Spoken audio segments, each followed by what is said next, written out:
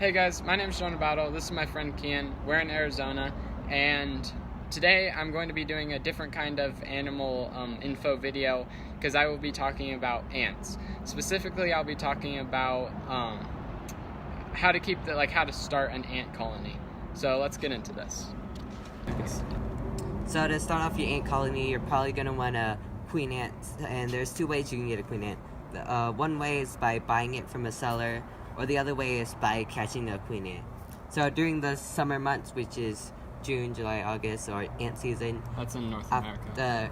After a shower or rain, the day after, ants will often have, depending on the species, will often have what is known as a nuptial flight. It's when new queens will fly, mate, and then try to start the new colonies. And this is times when ant keepers can catch their own ant queens and start their own colonies from these queens.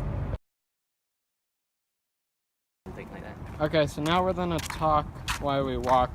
We're looking for queens. I don't know if we'll find any on the sidewalk, but yeah, we're just doing this while we're you can literally find queens anywhere from the sidewalk to within the neighborhood. It sometimes depends on what kind of queen it is, but after the nuptial flight, they basically fly anywhere. So what happens during the nuptial flight is that the queen will mate with a male. The male will then die, and the queen starts to lay eggs. And it'll find somewhere most likely moist, normally I think, and start having a colony. So hopefully you'll find it in between. Here's one right there. Hopefully you'll find it with its wings off, because they do fly at the beginning. Yeah, and even if you find one with its wings on it, sometimes they've already mated. Yeah, so it's not the best indicator as to whether they've mated. So then you will want to put them in a test tube. Now you can get a test tube from, I think you can get it from stores, or you can buy them online. From like antique stores. If you probably just like go onto Amazon or something like that. Then how you're gonna want to set up a test tube. Here, I'll have.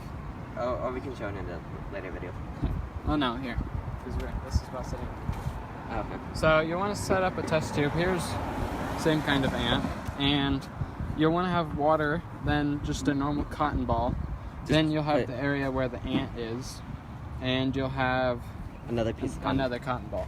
So they might move around the cotton, but they probably won't get through like all of it. Here, I'll back to you.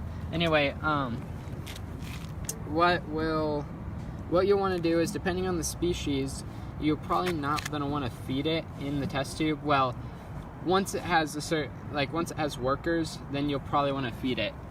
That's with most queen ants, I think. Okay, yeah. So depending on the species, they'll be able to live off the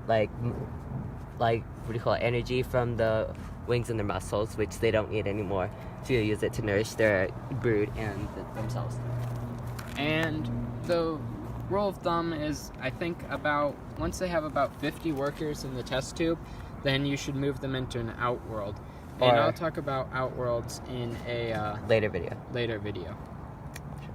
Okay, so after you have them in a test tube set up, just put them in a dark place, and what you might want to do is make something out of like paper or something, and put that over them. So, like, even if you do open up, like, we have it in a cabinet right here, and even if you do open up, they'd stay in the dark. So, yeah, that's pretty much it. You're gonna want to be checking on them, and, yeah. I hope you enjoyed this video. If you did, like it down below. If you have any comments or concerns, put it in the comments below. And if you want more content, then subscribe.